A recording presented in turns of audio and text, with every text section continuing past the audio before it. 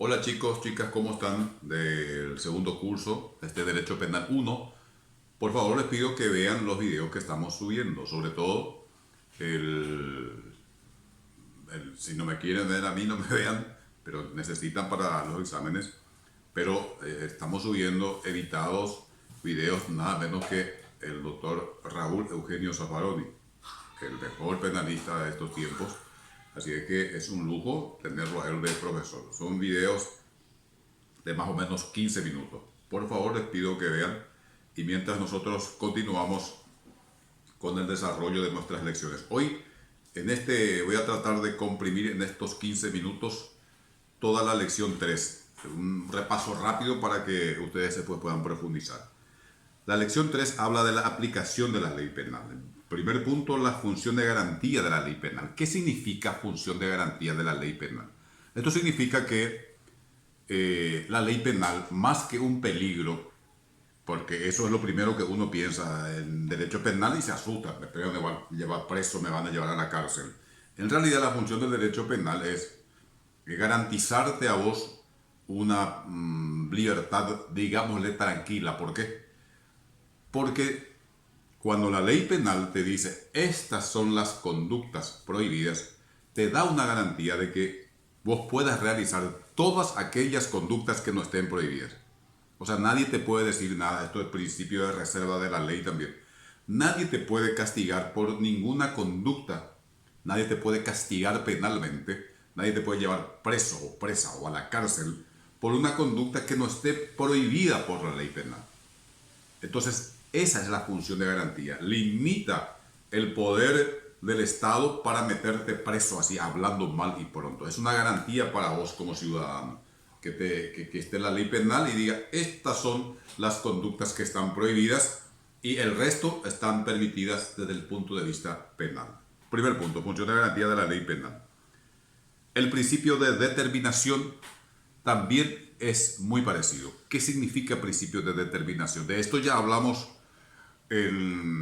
cuando desarrollamos el principio de legalidad en la lección 2. Determinación, ¿qué significa? Establecer claramente algo. O sea, yo determino cuál es mi finalidad. Entonces estoy estableciendo claramente mi fin. Yo determino quién es la persona que cometió un delito. O sea, estoy clarificando quién es la persona que cometió un delito. Y en este caso, el principio de determinación en la ley penal significa que tiene que determinar, establecer claramente cuáles son las conductas prohibidas. No se puede establecer una definición así general que después uno interpreta a su antojo cuál es la conducta prohibida o cuál es la conducta permitida, porque ahí sí no va a haber garantía. Si vos dependés de lo que piense el juez, de lo que interprete el fiscal o el policía, entonces ahí no hay garantía, ahí no hay libertad. Por eso el principio de determinación significa esto. Las conductas prohibidas están claramente determinadas, definidas en la ley penal y se dan cuenta de que esto va asociado al principio de garantía de la ley penal. La prohibición de la retroactividad, de esto ya hablamos en, en la lección 2, así que no voy a repetir, cuando desarrollamos el artículo 14 de la Constitución que habla de la irretroactividad de la ley, ahí desarrollamos ya este tema de la retroactividad y que la retroactividad, es decir, la ley se aplica para atrás, tomando como referencia la fecha de realización de la conducta prohibida. La ley penal se aplica para atrás solamente cuando favorece al imputado, al acusado o al condenado. Derecho consuetudinario, ¿qué quiere decir derecho? Perdón, derecho consuetudinario y analogía. Consuetudinario significa costumbres. Y esto está prohibido en la ley penal. O sea, esto se aplica la ley del derecho de la costumbre o del derecho consuetudinario se aplica, digámosle más comúnmente, aunque esto ya no es tan así hoy, pero ahí tiene un ámbito ahí dentro de lo que es el derecho mercantil. Pero en derecho penal no, uno no puede decir por costumbre, se castigaba antes, no sé, que uno hable mal de un santo y entonces vamos a castigar. No, no se puede. ¿Por qué no se puede? Porque volvemos a lo mismo, no va a haber ninguna garantía, ninguna seguridad para nadie cuando te digan, por costumbre yo te puedo castigar, y otra va a depender del juez, del policía, del fiscal. Porque al fin y al cabo puede haber varias costumbres en una sociedad. Y a un juez se le ocurre aplicar determinadas costumbres y otras costumbres no. Entonces no tenés ninguna garantía, no hay ninguna seguridad. Repito, cuando dependes de la voluntad discrecional, autónoma, unilateral de una autoridad que aplique la ley penal. Repito, ya sea fiscal, juez o policía. Analogía significa lo análogo es lo parecido. No se puede decir, esta conducta no está prohibida, pero hay una conducta análoga, parecida, prohibida en tal lado. Entonces, igual vamos a castigar. No, no se aplica la analogía. Uno no puede decir, por analogía, aplico algo que está en el Código Civil al derecho penal. Tiene que estar bien determinado. Volvemos al principio de determinación. No se puede por analogía, porque volvemos a lo mismo. Volvemos a lo mismo de lo que ocurriría si uno aplica el derecho consuetudinario. Vas a depender de la voluntad, sobre todo del juez, de los fiscales y de la policía.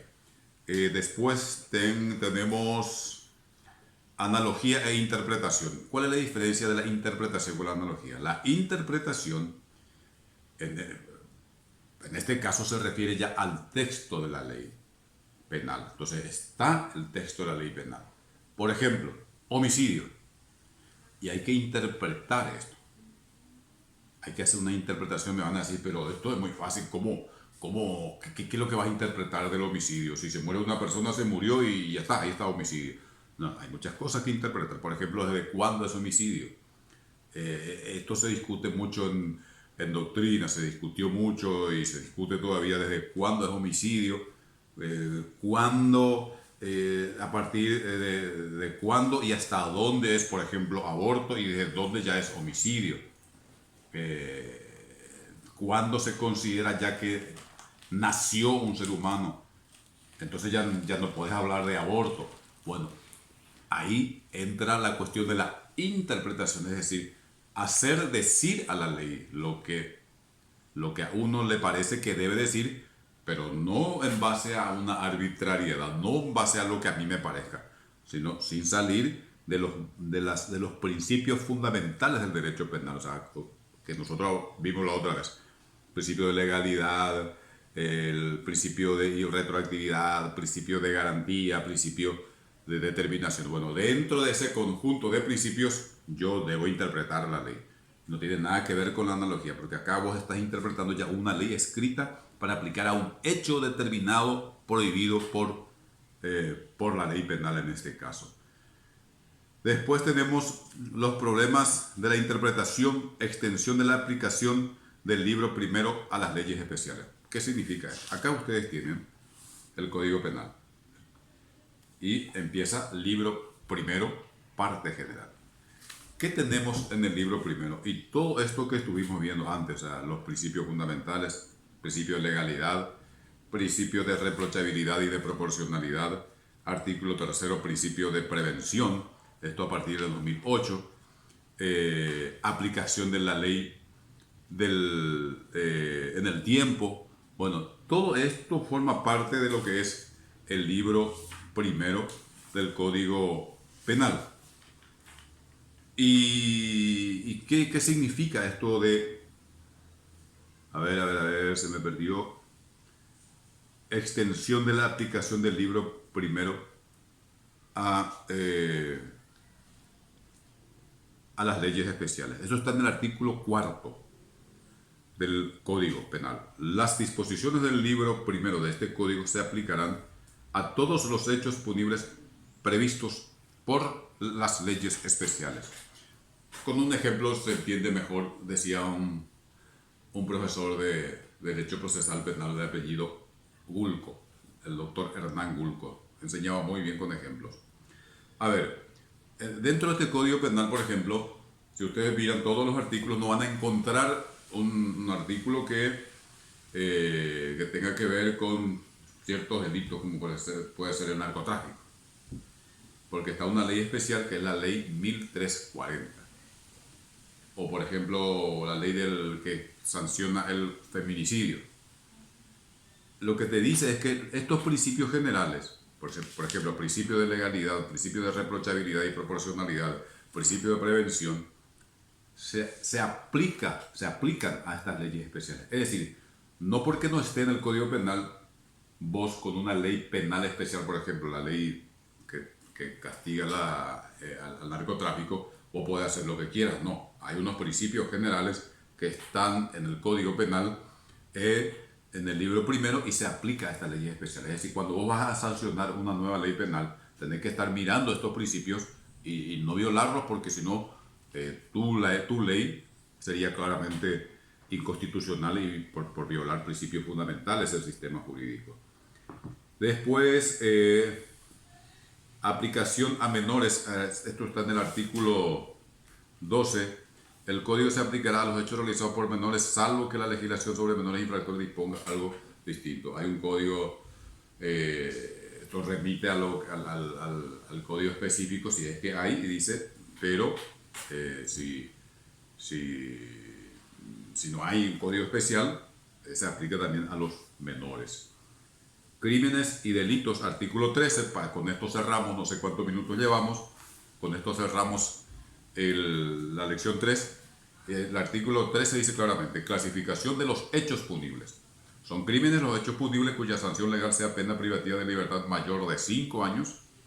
Son delitos los hechos punibles cuya sanción legal sea pena privativa de libertad de hasta 5 años o multa. El inciso tercero es muy importante porque aclara la cuestión, porque por ahí el inciso primero y segundo parecen muy claros, pero hay algunas cuestiones que hay que explicar mejor. Y el inciso tercero dice lo siguiente: para esta clasificación de los hechos punibles será considerado solamente el marco penal del tipo base.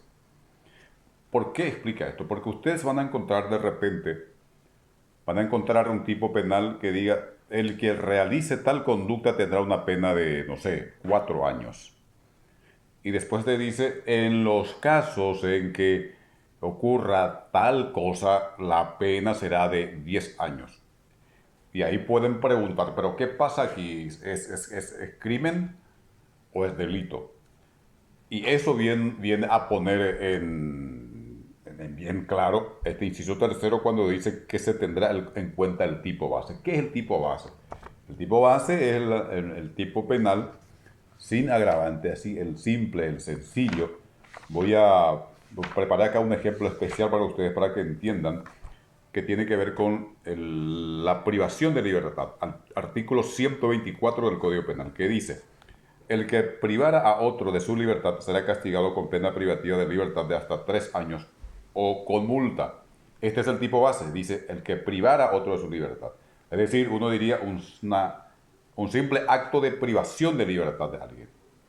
Tiene pena de hasta 3 años. Pero dice aquí, en el inciso tercero del mismo artículo, cuando el autor privare a otro de su libertad para coaccionarle bajo amenaza de muerte, de lesión grave en los términos del artículo 112, o con la prolongación de la privación de la libertad por más de una semana a hacer, no hacer o tolerar lo que no quiera, será castigado con pena privativa de libertad de hasta 8 años. Entonces uno puede decir, bueno, pero la pena privativa es 8, entonces este es un crimen. No, sigue siendo delito porque este inciso tercero es un caso de agravante de privación de libertad. El tipo base es el inciso primero y establece pena privativa de libertad de hasta 3 años o con multa. Con esto terminamos la lección 3 y espero que puedan ver el video y analizar y profundizar su estudio con los materiales que tienen.